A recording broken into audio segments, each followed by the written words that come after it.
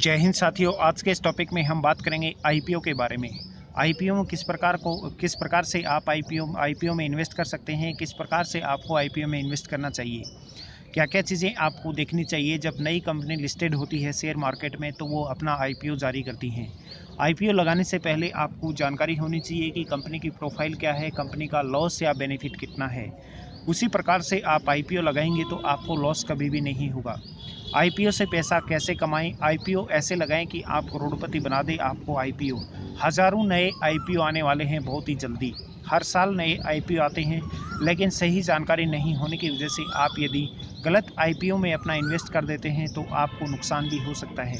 इसीलिए ये वीडियो आपके लिए बहुत इंपॉर्टेंट होने वाला है। यदि आप आईपीओ में इन्वेस्ट करते हैं तो आप ये वीडियो कंप्लीट पूरा देखिएगा, उसके बाद आपको कभी भी आईपीओ में लॉस नहीं होगा।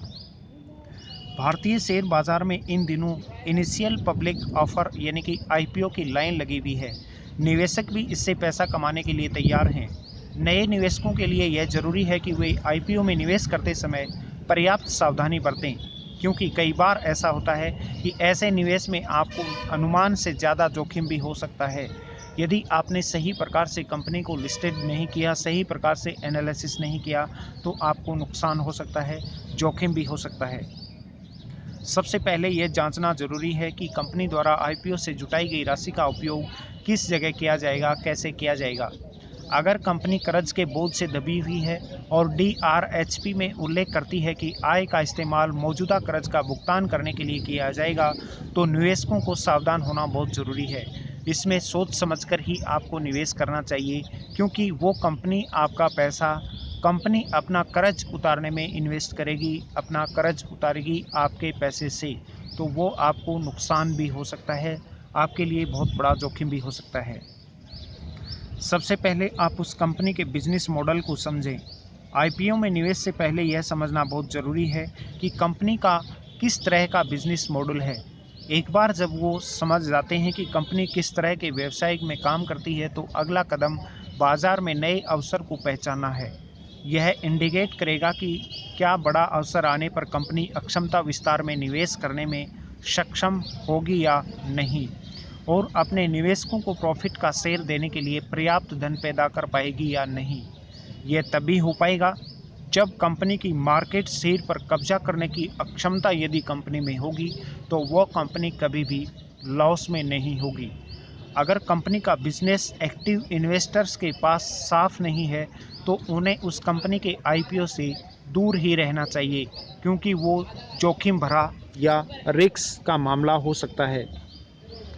आपको कंपनी के रिस्क फैक्टर के बारे में भी जानना चाहिए। जब आप आईपीओ में इन्वेस्ट करते हैं उससे पहले कंपनी के रिस्क फैक्टर के बारे में भी आप जान लीजिएगा। कंपनी अपने ड्राफ्ट रेड हेरिंग प्रॉस्पेक्ट में रिस्क फैक्टर के बारे में बताती है। निवेशक को इसे ध्यान से पढ़ना चाहिए।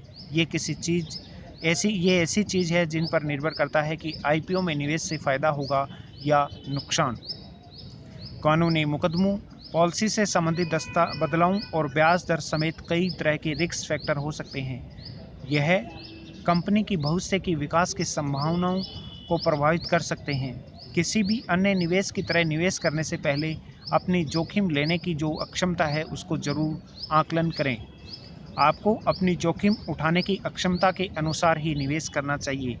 अगर बिजनेस बाजार सहभागियों की सलाह के अनुसार बहुत जोखिम भरा दिखता है और आपकी जोखिम लेने की अक्षमता से मेल नहीं खाता तो आईपीओ में निवेश से बचना चाहिए। आपको कभी भी आईपीओ में निवेश नहीं करना चाहिए। दूसरी बात है कि कंपनी की ग्रोथ उसके प्रमोटर और प्रमुख अधिकारी पर निर्भर करता है, इसलिए इस बारे में जान लेना चाहिए, क्योंकि कंपनी के सभी तरह के व्यावसायिक निर्णय उन्हीं के द्वारा लिए जाते हैं कि उनके प्रमोटरों की राय क्या है, उनका मंसूबा क्या है। ये बात भी आपको मुख्य रूप से ध्यान में रखनी चाहिए। यह पूंजी बाजार का सच है। यहाँ भय और लालच बाजार पर राज करते हैं। एक निवेश के रूप में आप डर को खुद पर हावी न होने दें और न ही किसी भावना के आवेश में आकर आप फैसला लें। आईपीओ के लेकर निवेशक लंबी अवधि पर ध्यान दें। छोटी अवधि के उतार चढ़ाव गुजर जाने दें। यानी कि आपने आईपीओ में इन्वेस्ट किया है तो आप लॉन्ग टर्म के लिए सोचें, प्लानिंग करें। निवेशकों को कभी भी सारा पैसा एक निवेश फंड में नहीं लगाना चाहिए। पोर्टफोलियो के विस्तार के साथ विभिन्न परिसंपत्ति वर्गों जैसे जिंसों, संपत्ति, शेयरों और ब्रांडों में भी आपका इन्वेस्ट होना चाहिए, जिससे कि आपको कभी भी इतना बड़ा नुकसान न हो पाए कि आपको संभल ही न पाएँ। आपको आईपीओ में इन्वेस्ट करने से पहले कारोबार के बारे में भी आपको जानना चाहिए।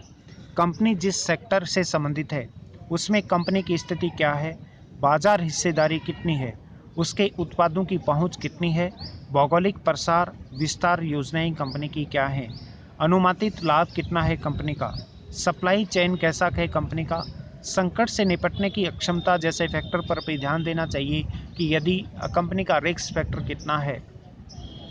इन सभी चीज़ों पर के आधार पर यह अनुमान लगाया जा सकता है कि कंपनी भविष्य में ग्रोथ करेगी या नहीं, या फिर ग्रोथ करेगी तो कितना ग्रोथ करेगी। अब बात करते हैं कि क्या होता है आईपीओ। आईपीओ बाजार से पूंजी जुटाने के लिए किसी प्राइवेट कंपनी की ओर से लाया जाता है। जब कंपनियों को पैसे की ज़रूरत होती है तो यह शेयर बाजार में खुद को लिस्टेड कराती है। आईपीओ के जरिए प्राप्त पूंजी को कंपनी अपनी ज़रूरत के हिसाब से खर्च करती है। स्टॉक एक्सचेंजों पर शेयरों की लिस्टिंग से कंपनी को अपने मूल्य का उचित वैल्यूएशन प्राप्त करने में मदद मिलती है। यदि वर्ष 2021 की हम बात करें तो 2021 में 1035 आईपीओ आए थे देश में 2021 में, जो सर्वकालिक रिकॉर्ड पर हैं। उसी प्रकार से यदि हम बात करें तो 2020 में 480 आईपीओ रजिस्टर हुए थे, जबकि इस वर्ष अब तक 113 आईपीओ आ चुके हैं। 3 आईपीओ पेश किए 90 के दशक में औसत हर दिन, यानी कि हर दिन आईपीओ आते रहते हैं और कई सैकड़ों आईपीओ एक साल में आते हैं। तो यदि आप भी आईपीओ में इन्वेस्ट करना चाहते हैं तो ये ऊपर जो चीज़ें मैंने आपको बताई हैं, जो बात बताई है, इन चीज़ों का आप ध्यान अवश्य रखिएगा। आपको आईपीओ में नुकसान कभी भी नहीं होगा।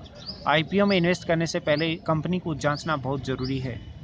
दोस्तों, ऐसे ही important topic banking, finance, insurance से जुड़ी हुई महत्वपूर्ण जानकारियाँ नियमित आपको हमारे इस यूट्यूब चैनल पर मिलती रहती हैं।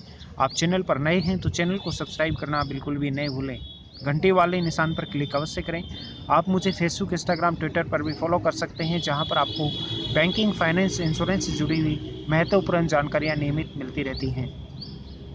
आप यदि mutual fund, SIP, life insurance, term plan, home loan, personal loan, credit card, income tax return या किसी भी प्रकार के व्हीकल का आपको इंश्योरेंस करवाना हो तो नीचे दिए हुए नंबर पर संपर्क कीजिएगा। या फिर यदि आप डीमैट अकाउंट खुलवाना चाहते हैं, आईपीओ में इन्वेस्ट करने से पहले ये ज़रूरी है कि आपके पास एक डीमैट अकाउंट होना चाहिए। डीमैट अकाउंट की सर्विस भी हम आपको प्रोवाइड करते हैं। नीचे दिए हुए नंबर पर कॉल कीजिएगा, आप घर बैठे डीमैट अकाउंट ओपन करवा सकते हैं। कल मिलेंगे एक नए टॉपिक के साथ, तब तक के लिए जय हिंद, जय भारत।